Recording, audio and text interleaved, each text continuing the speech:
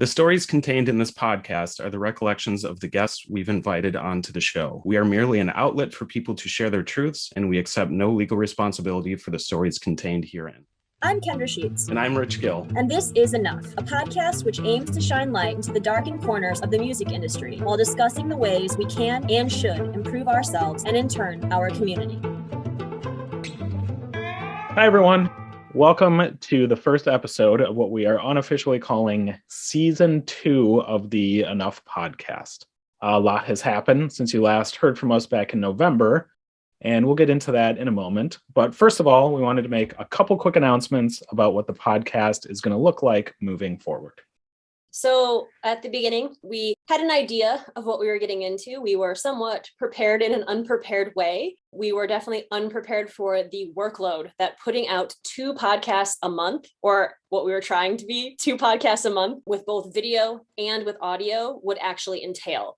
We did not anticipate the immense emotional toll it was going to take on us to do all of that work, in addition to working full-time jobs and trying to have pandemic lives. Is there much of a pandemic life to have? I mean, that's how we got podcasting, right? So like that's sitting true. At home, hanging with friends over Zoom. That's a good point. Yeah. But for those reasons, we're making a couple of changes to our upcoming format. First of all, starting with this episode, we will be doing mostly only audio. We may do a couple of YouTube episodes here or there with some educational, informational kind of slides, but we will no longer be doing the video interview formatting. As much as we absolutely loved to put faces with stories, the editing of putting the video and the audio podcast together has just become overwhelming. The version of the podcast that you listen to is usually somewhere just under maybe an hour long, which is actually edited down from 2 to 3, maybe sometimes more hours of the actual interview. And there's also a very intensive pre-interview process that we do with each one of the guests, which lasts a number of hours as well. So that is just a lot of time that we have put into this because we care, but it has become a little bit overwhelming, as stated. And when you are having conversations with people who have experienced trauma, it can be extremely mentally and emotionally exhausting. That's why there's such a high rate of burnout in social workers and people who work in this industry, not the podcast industry, but dealing with people who have experienced sexual assault or trauma of some kind.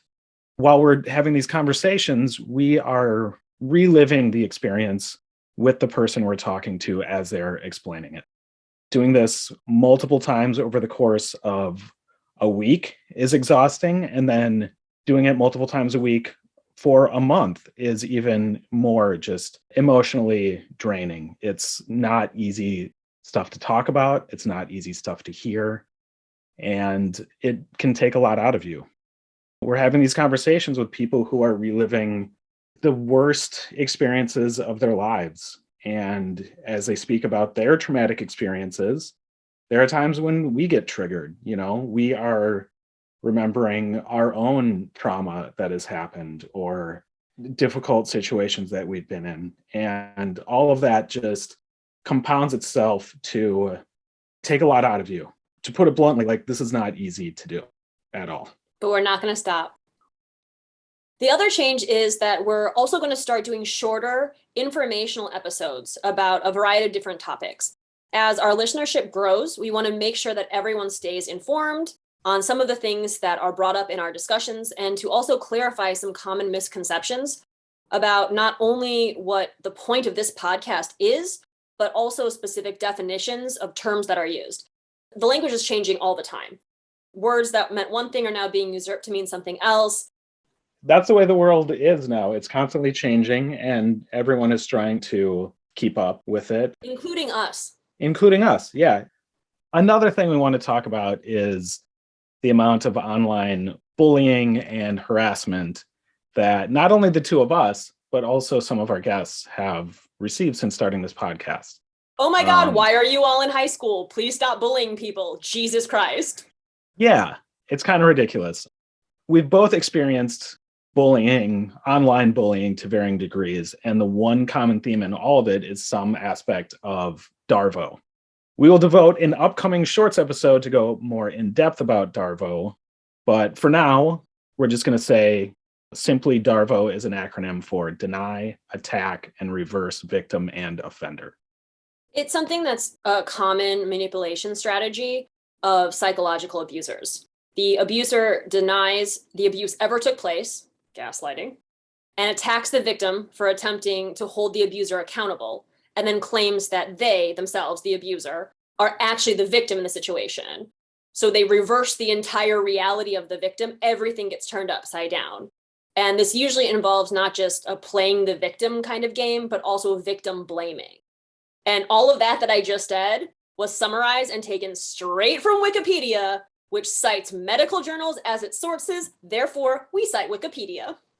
We've been told by certain individuals that the podcast itself and the actions of the two of us by doing this podcast, as well as people who have been guests on the podcast, are somehow wrongfully pointing a spotlight at those who have, quote, never had charges brought against them for any wrongdoing, end quote, as if that's the yardstick for measuring if sexual assault happened.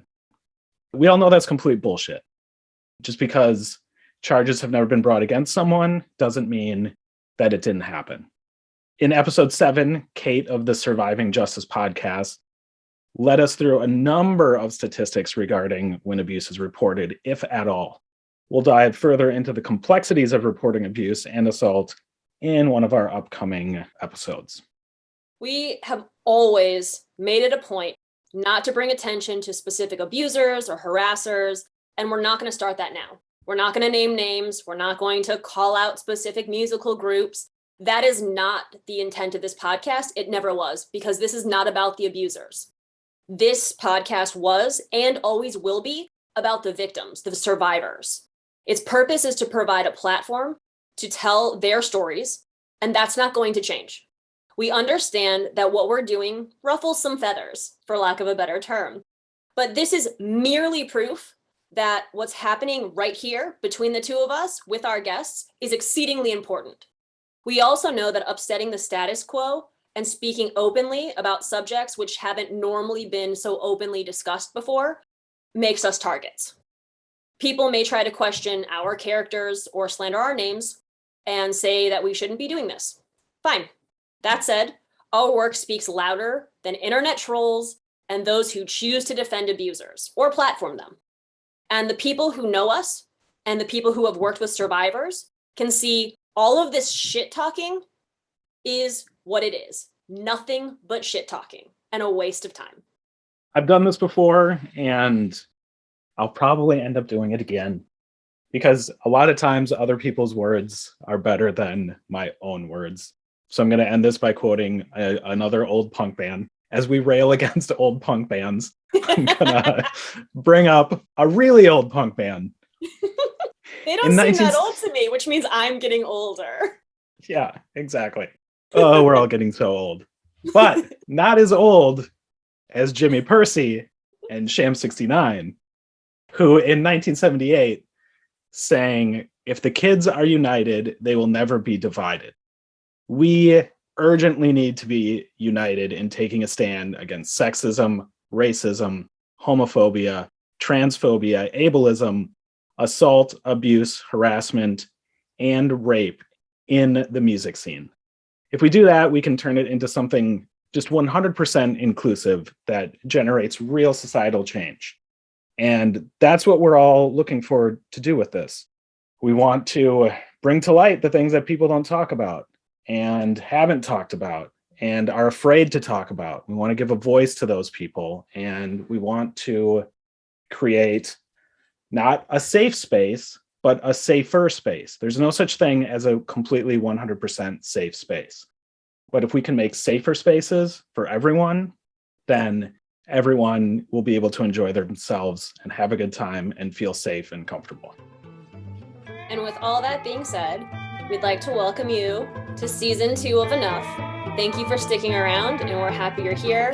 and we're not going anywhere. Enough is a podcast centering on abuse, harassment, and assault in the music scene. To help get the word out, please like or subscribe and share with your friends. If you have been on the receiving end of harm from someone, be it artist, venue owner, audience member, or someone else, and would like to share your story on a future episode, please reach out to us at thisisenoughpodcast@gmail.com. All correspondences are kept confidential.